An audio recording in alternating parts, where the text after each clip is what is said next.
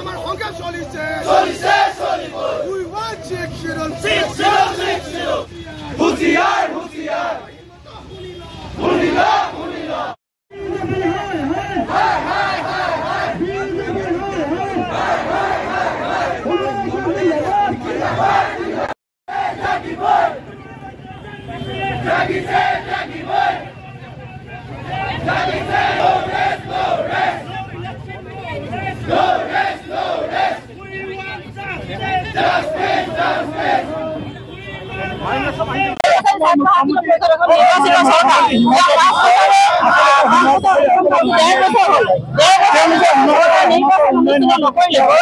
গতিকে আমি মানে নিৰ্বাচন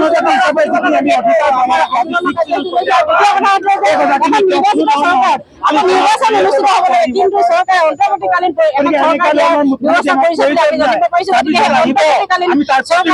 চৰকাৰে বন্ধ কৰক নিৰ্বাচিত এখন চৰকাৰক আমাক নিৰ্বাচনে লাগে। আৰু তৃতীয় কথাটো হৈছে যে 6 শিডিউল আমাৰ 19 বছৰ ছাত্ৰ ছাত্ৰীৰ পৰিষদখন 6 শিডিউল যুক্ত নোহোৱাৰ কাৰণে আজি তাৰিখত চৰকাৰে আমাক মাহিয়াই দৃষ্টিৰে চাইছে।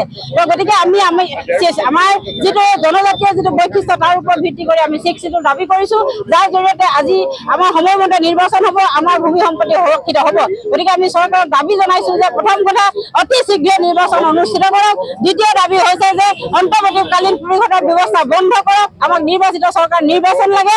আৰু তৃতীয় কথাটো হৈছে যে আমাক ষষ্ঠ অনুসূচীযুক্ত বা সাংবিধানিক গ্যাৰাণ্টিযুক্ত এক শাসন ব্যৱস্থা আমাক লাগে। তাৰ প্ৰতিবাদতে আজি আমি এই বিশাল কাৰ্যসূচী আৰু অতি লজ্জাজনক হৈছে এখন নিৰ্বাচিত চৰকাৰ আকৌ নিৰ্বাচন বিচাৰি আন্দোলন কৰাৰ নিচিনা এনেকুৱা দুৰ্ভাগ্যজনক ঘটনা যাতে নহয়। আৰু এইটোৱে যে আমাৰ জনজাতি বিশেষকৈ সোণোৱাল কছাৰী সকলক যে চৰকাৰে মাহিয়াই দৃষ্টিৰে চাইছে এইটো তেওঁলোকৰ আমি বুজিব পাৰিছো। গতিকে ইয়াৰ পৰা সকীয়াই দিছো যাতে অতি শীঘ্ৰে নিৰ্বাচন